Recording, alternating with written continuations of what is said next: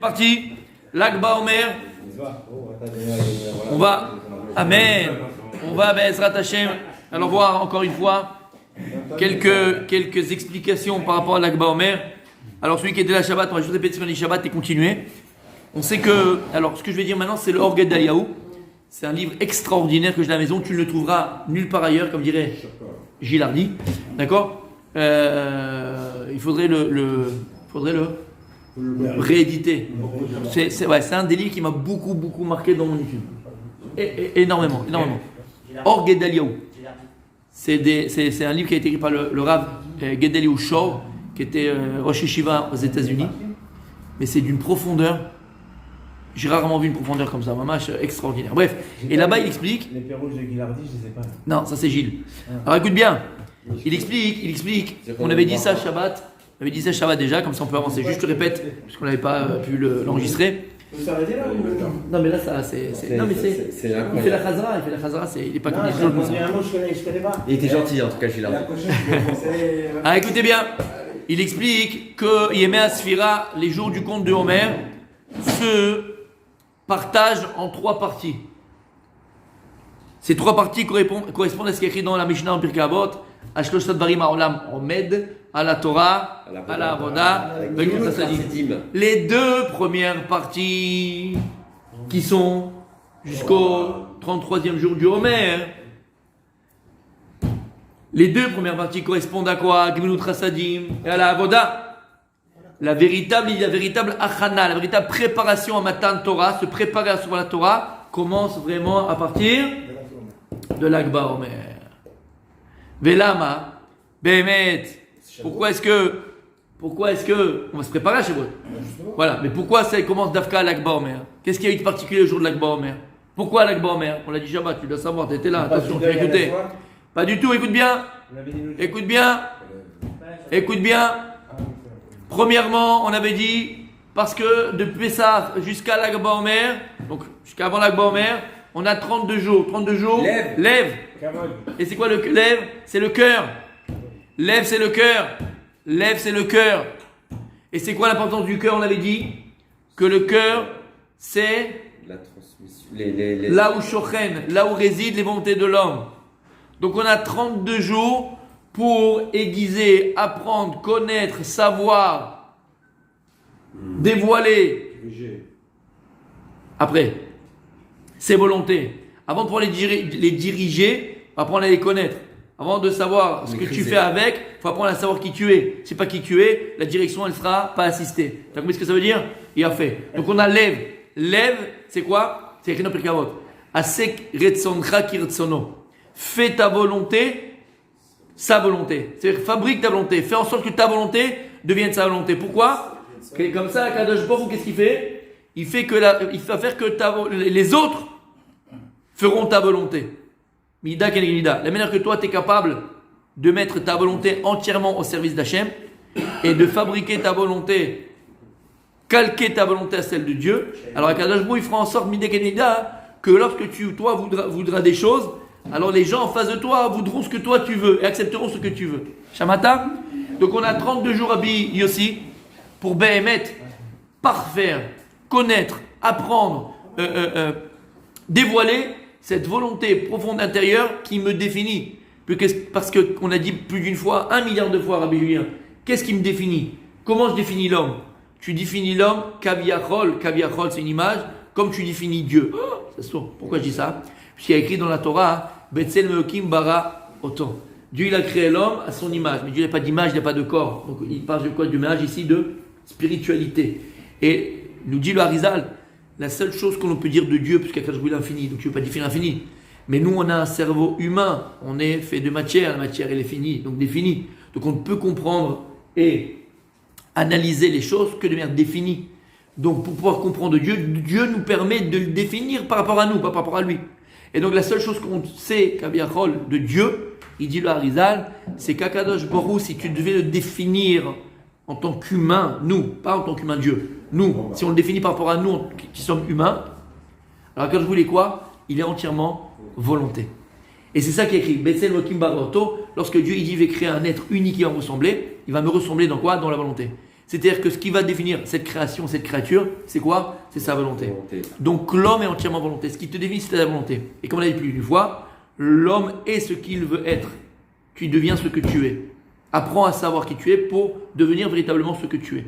Et ça, c'est quoi? C'est ta volonté. Ça, c'est lève. Et ça suffit pas, comme tu as très bien dit. Cette volonté-là, il faut la diriger. Cette volonté-là, il faut lui donner vie. Cette volonté-là, il faut lui donner une réalité. C'est très très bien d'avoir un lève. C'est bien d'avoir une volonté et de vouloir des choses et d'avoir des aspirations, des ambitions. C'est super. Aval, ça suffit pas. Maintenant, on va avoir de l'Agba Omer jusqu'à Shavuot. Combien de jours il reste? 17. C'est quoi 17? Tov. Comme il y a écrit là-bas dans le Prikavot qu'on a vu cette semaine, il dit à Rabbi Yochanan, à ses élèves, Ma derech. C'est quoi le derech qu'un homme il doit choisir toute sa vie? Alors un il a dit c'est quoi? C'est Shachenta, comme on a dit. C'est quoi un bon voisinage? L'autre il a dit c'est quoi? Ain Tova. Un il a dit Chaver Tov. Il a dit, Rabbi Eliezer, il a dit Lev Tov. Il a dit, je vois dans les paroles, dans ses paroles à lui, tout ce que vous avez dit, inclus tout ce que vous avez dit. Lev Tov. C'est quoi Tov? Voilà, il faut être entier, il faut être complet. Il faut que cette volonté-là, elle ait une réalité. Lui donner réalité dans mon vécu. T'as compris ce que ça veut dire? Donc c'est pour ça que le Ikar à Avoda, elle commence à partir de la mère. On va quoi? Travailler, construire le Tov du Lev. Mais c'est pas que. Pourquoi est-ce que Behemet, la véritable préparation à Matan Torah, ça commence à l'Akba Omer? Parce que la partie Torah, à la Avoda, à la Torah avec nous Chassidim, le monde y repose sur ces trois choses-là. La partie Torah, elle commence à partir de l'Akba Omer. Se préparer Behemet à l'acceptation de la Torah, recevoir la Torah, l'étude de la Torah, elle commence maintenant à l'Akba Omer. Lama. Pourquoi c'est une date particulière? Quand est-ce que tombe l'Akba Omer? Chai Beya. Le 18 Iyar. Et qu'est-ce qui s'est passé le 18 Iyar? Lorsque l'âme Israël est sorti d'Égypte, comment ça se passe? On est sorti avec à manger, on avait des petits baluchons, on a préparé un petit à manger. On a eu à manger, l'âme Israël dans le désert, il avait à manger au départ jusqu'au 15 du mois de Iyar. Peut-être va. Jusqu'au 15, on a eu les provisions. À partir du 15, plus à manger. Et là, c'est ce qu'il y a dans la Torah. Ils se sont plaints à Moshe Rabbeinu, on va mourir dans le désert. Nous, nos femmes, nos enfants, pourquoi on est sorti d'Égypte? On était mieux là-bas. Tu te rappelles? T'as vu Cécile B2000? Il a fait, mais ok. On se rappelle qu'est-ce qu'il y avait là-bas, machin, tati, tatata, on n'a pas mangé. Pendant 3 jours, ça va durer. Nisayon. 3 jours, ils vont pas manger. Ils n'ont pas mangé. Jusqu'à que le 3e jour, Akadosh Baruch Hu va faire descendre la manne. La manne, elle est descendue, elle a commencé à descendre quand? Le 18 Iyar. Et pourquoi c'est Kashour la manne avec Matan Torah? Il y a écrit que la manne, elle est appelée dans la Torah, Rabbi Daniel, Lechem Abirim. Pourquoi elle est appelée Lechem Abirim? Lechem Shenivla Baevarim. C'était une nourriture qui était entièrement absorbée dans le corps et dans les organes. Pourquoi on avait dit? Parce qu'on sait très bien aujourd'hui que lorsque tu manges quelque chose, ce qui est bon de l'aliment, ça va dans les organes du corps, les protéines, les glucides, les machins, les bidules chouettes, d'accord? Chacun va à son endroit. Et tout ce qui est mauvais pour le corps, les déchets, ça va là où on sait tous, d'accord? Chez la fond, ok? Il a fait. La manne, c'était l'echem mina shamayim. C'était un pain divin, c'était une nourriture divine. Donc il n'y avait rien de sale, elle était parfaite. Et donc c'était entièrement absorbé dans les organes. Mais il mangeait quoi du 1er au 15 alors? Écoute bien. Non, du 15 au 18. Non, mais du 1er au 15, vous avez dit, il y a eu la manne à partir du 18. Ils avaient Du 1er au 15, vous avez des. Ah là là, c'était des baluchons. Ils avaient des baluchons Jusqu'au 15, ils avaient les provisions. Jusqu'au 15. De l'Égypte. Voilà, Et jusqu'au donc là, 15. par contre, ils allaient aux toilettes. Voilà. Ça, c'est important de savoir quand ils allaient aux toilettes. Les toilettes. Allez-y, mettez-moi dans la tête. Allez, La cassette, il y a cassette. Waouh. C'est pas pour le Maroc. Il a fait comme les hindous. Maintenant, pourquoi est-ce que la manne, donc, c'est une préparation à Matan Torah? À Kadosh, précisément, il fait tomber la manne à ce moment-là. Lama pour les préparer à Matan Torah. En quoi le fait de manger la manne, c'est préparer à Matan Torah? On a dit plus d'une fois, mes amis. On a dit plus d'une fois. Vous savez comment on appelle l'estomac? Le deuxième cerveau. Le deuxième cerveau. D'accord? C'est lié. Le cerveau, il est complètement lié au l'estomac. L'estomac est lié au cerveau. D'accord? Par rapport aux neurones, par rapport à tout ça. L'estomac. Pourquoi? Parce que on sait très bien qu'en fonction de la nourriture que tu vas manger, d'accord, et la nourriture que tu manges, la façon de te nourrir, elle a une incidence sur ta façon de penser, de réfléchir, la clarté que tu vas avoir. Et quand tu as mal au ventre, tu ne peux pas réfléchir, tu ne peux pas penser. Non seulement tu as une saleté, tu as de l'impureté, entre guillemets, saleté dans le sens, tu as des déchets au niveau, reviens par là. Non seulement tu as des déchets au niveau physique, mais aussi ça te met des déchets au niveau métaphysique, au niveau de la réflexion. Donc quand tu as mal au ventre, quand tu n'as pas bien, lorsque tu as mangé, tu as trop mangé, l'esprit n'est pas clair. L'esprit n'est pas sur ses épaules. Tu ne peux pas penser, tu ne peux pas réfléchir, tu ne peux pas analyser. Ça va de pair. Comment on appelle la génération du désert? Vas-y, dis-le. Vas-y, Gardas. Vas-y, dis-le. Armageddon. Dordéa. La génération du savoir, de la conscience. Lama, ils avaient une conscience claire. Ils étaient capables. Ils sont arrivés à un niveau qu'aucune autre génération a eu de Dieu. Aucune. Grâce à la manne. Parce que c'était Nisdakrou. Ils étaient purs, dans le sens pur, sans déchets. Au niveau du corps physique. Et donc au niveau de l'esprit, puisque les deux sont liés. Et donc ils ont arrivé à penser Dieu, réfléchir Dieu, analyser Dieu et savoir Dieu à un niveau qu'aucune autre génération n'a pu atteindre. Grâce à la manne. Donc d'où l'importance de faire attention à ce qu'on met dans la bouche. Eh ben voilà, on y revient. Et ne pas trop remplir son ventre. Et ne pas manger n'importe quoi. Parce qu'automatiquement, mon Rabbi Aaron, il y aura des incidences. Automatiquement, il y aura des incidences sur ta réflexion et donc sur tes choix. Sur tes choix. Regarde jusqu'à où ça va. Donc c'est pour ça que à partir de l'Agba Omer, Ils n'ont jamais eu besoin d'un space-fond. pas du tout. Il faisait du ski de fou une fois. C'est pour ça, Mechila, que l'Agba Omer, c'est le début, c'est Chai Beya, c'est le 18 du mois de Iyar. C'est là a commencé à descendre la manne, et la manne a été donnée pour qu'on puisse recevoir la Torah. Et donc maintenant, il faut se préparer maintenant la Torah, c'est la plus grande préparation, c'est maintenant, parce qu'en réalité, tout dépend en vérité de la clarté d'esprit qu'on va avoir, de la possibilité d'analyse qu'on va avoir, de réflexion qu'on va avoir. Question de Rabbi David, à tout. Je me pose la question parce que moi, c'est moi qui endosse tout dans cette synagogue. Il pose une question, très juste. Comment c'est Non, très juste, c'est lequel il dira avant. Comment c'est que malgré qu'ils aient mangé la manne, donc qu'ils soient purs, ils aient pensé à faire le veau d'or? Non, c'est avant l'Ordéa. Ils avaient clair par rapport à chaque fois. C'est le veau d'or. Alors, On avait mangé la manne déjà. alors, Puisqu'ils étaient Alors. la génération plus proche de nous. C'est une belle question. C'est bon. Franchement, les zéros, c'est une très bonne question. ça dit, pourquoi tu me poses la question? Pourquoi tu me poses la question par rapport à la manne? Non. Je vais te dire, attends. Matan Torah, tous les cieux se sont ouverts, ils ont vu Dieu et ils ont goûté les 2 dipérot d'Hachem. Après, ils ont fait le veau d'or. Comment c'est possible? T'as vu Dieu, t'as parlé à Dieu, t'as entendu Dieu. Tu comprends? Donc la manne, c'est une petite question à côté de la question que tu poses par rapport à Matan Torah. Vadaï, Dordéa, mais plus. Arrête de Dordéa, ils ont vu Dieu, ils ont vu la présence divine, ils ont entendu les deux. Donc c'est une question encore plus forte? On est d'accord. Moi, je comprends. Comment? Dordéa, on les appelait aussi Dordéa parce qu'ils avaient vu Dieu aussi. Tout ça, ça fait partie d'eux, exactement. Mais c'est qu'ils avaient préparé. Voilà, comment c'est possible? Dordéa, ils ont arrivé à un niveau pareil. T'es avec moi? Il a mangé à Yéker hier soir. Qui a mangé? Ne balance pas. Ne balance pas. Oh là là. Ah, là, c'est ça. Ah, c'est pour ça que tu pas caché là. Écoute bien. Trop religieux. Trop religieux. Écoute bien. Vous connaissez, je vais te donner par une petite histoire sympathique, et je ne sais pas si toi tu donnes l'adjectif, en une petite histoire, et je vais expliquer, mais vous allez comprendre. Bezrat Hashem, j'espère. Vous connaissez l'histoire d'Annelle?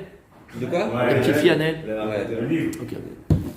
La fille surtout, les livres. Vous connaissez son frère? Ouais, mais il y a les livres. Vous connaissez son père ou son frère? Alors, je connais le père, je connais le frère. Son frère, on était ensemble au Machon Lev, et c'est un copain, quoi. C'est un vrai copain, bon, Hachem, quelqu'un que j'apprécie beaucoup. Son papa aussi, je connais très bien, il lui a pris des formations. Ils ont une synagogue maintenant, Betanel, à Baïl-Végal. Mais avant, il priait aussi un petit peu chez nous. On a fait des fois des trucs qui sont venus, qu'on a fait. Moi, je faisais aussi Rabbi Chaitay, on les invitait. On est assez, voilà, on se connaît bien, et voilà, très très bien. C'est pas quelqu'un. Et donc, quand on est au Machon Lev, c'est là où je l'ai connu. Je connaissais pas son histoire du tout. Et donc, j'ai appris à le connaître. Et le rab qu'on avait à l'époque, il a dit, tu peux faire une conférence, entre guillemets, à tous les élèves, et tu parles de... Elle était encore vivante? Oui, je crois qu'il est d'accord. Et tu parles de ta sœur, d'accord, Annette. Moi, je ne connaissais pas du tout. Et il nous a parlé de sa petite sœur, qui était autiste. Vous connaissez son histoire, ouais. Elle était autiste. Et les autistes, ils ont un don qui est explicable, entre guillemets. Pourquoi ? Ils parlent toutes les langues. Ils connaissent des choses, ils peuvent connaître ton Gilgoul d'avant, et qui tu étais, qui tu n'étais pas, ils peuvent même voir des fois des choses dans l'avenir. Bon, bref, le rabbin pardon, Zerel Yuracha, il a souvent la voix. Et pourquoi ? C'est simple, en vérité, il n'y a pas de chorma, il y a des choses qui s'expliquent. Plus tu donnes prépondérance à ton corps, plus tu es quelqu'un de grossier. Plus tu es quelqu'un de grossier, plus ton état d'esprit, ton analyse, ton esprit, ta réflexion, elle est grossière, donc elle est petite, elle est limitée. Plus tu vas donner prépondérance à ton âme, qui elle est divine et donc infinie, plus ton esprit, tes capacités à comprendre, à voir et à analyser, sont aussi infinies. Donc quand tu vois les Gdolé Israël, ils te disent des choses, c'est pas des marabouts, hein. C'est pas des gens qui font de la sorcellerie. Et là-bas, ils sont entièrement dans la Torah, entièrement. Il y a la Chokhmah, bien plus que ça. Ils sont entièrement dans la Torah. Et ces gens-là, ce qui les intéresse, c'est que la Torah. Donc ils ne sont pas à la recherche des plaisirs corporels, des plaisirs de ce monde-là. Ils sont mamash entièrement plongés dans la Torah et donc dans le spirituel. Et donc, ils mettent plus en écart, c'est pas qu'ils n'utilisent pas, mais ils mettent plus en écart le corps que l'âme. L'âme a prépondérance. Et ces enfants-là, des autistes, c'est des légumes au niveau du corps. Ils sont même attachés, ils sont attrapés, ils sont même pas... C'est compliqué. Donc en vérité, le corps tient sur un fil, est pratiquement absent, pratiquement transparent. Qu'est-ce qui reste d'eux dans ce monde-là ? C'est leur âme. Et leur âme, elle est toujours liée en haut. Donc elle est limitée, elle est infinie.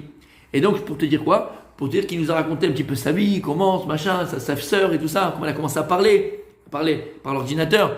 Sa sœur, elle parlait 70 ans, quoi. Elle pouvait écrire dans l'ordinateur, en japonais, en chinois, en portugais, en anglais. C'est une autiste, elle a 9 ans. Comment tu expliques ça ? Comment tu peux expliquer qu'un enfant de 9 ans, elle n'a jamais parlé parce que c'est une autiste, elle peut écrire toutes les langues du monde sur un ordinateur ? C'est pas possible. Pas du tout. C'est l'âme, elle n'a pas ni hébreu, ni français. Elle connaît tout. Il n'y a pas de limite. Tu comprends, il n'y a pas de limite. Bref. Et il nous a raconté toute son histoire. Et il y a quelque chose qui m'a frappé. Il a même raconté qu'elle leur a dit à ses parents qu'ils étaient dans le Gilgoul d'avant. Et je me rappelle, il m'a dit que lui, c'était le père de son père, et son père, c'était donc son fils. Et il était là pour être Metaken, chacun était là pour faire son tikkun.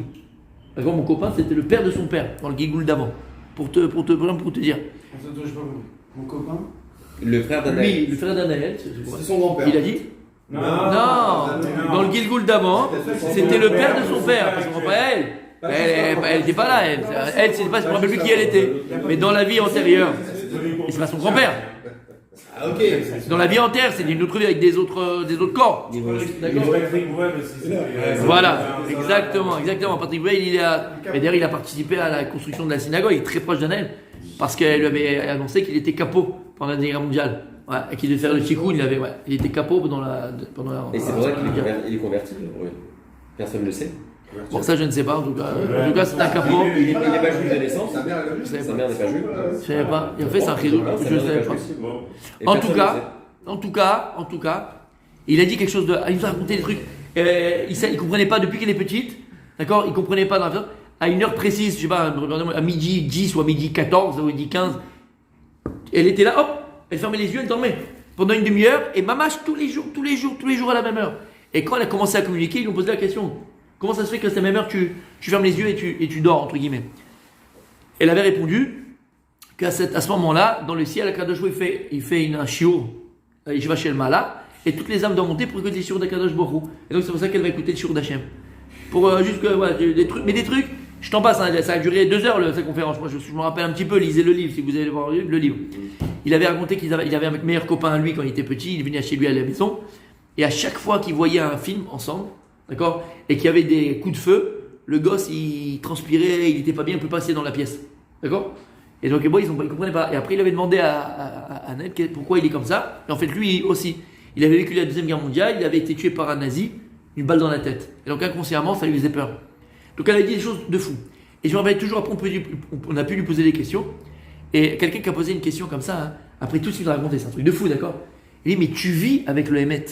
C'est-à-dire que tu vis, elle te dit, je suis à Yeshiva chez le Mala, je suis avec Dieu, je suis avec machin, elle t'a raconté tout. Et des histoires de fous. Mashiach, elle avait parlé du Mashiach, bref, des trucs de fous. Je dis, mais qu'est-ce que tu fais au Machonlev, quoi? Tu devais être dans une yeshiva là-bas à côté du Kotel et toute la journée en train d'étudier. Non, non, tu vois la vérité. Dieu il te parle. C'est fou. T'as même plus de place ni à aller travailler, à aller faire là-bas. Ça y est, t'as vu la vérité, t'as vu le Nachon. Quand tu vois Dieu, c'est fini. Il a répondu quelque chose de très vrai, très vrai.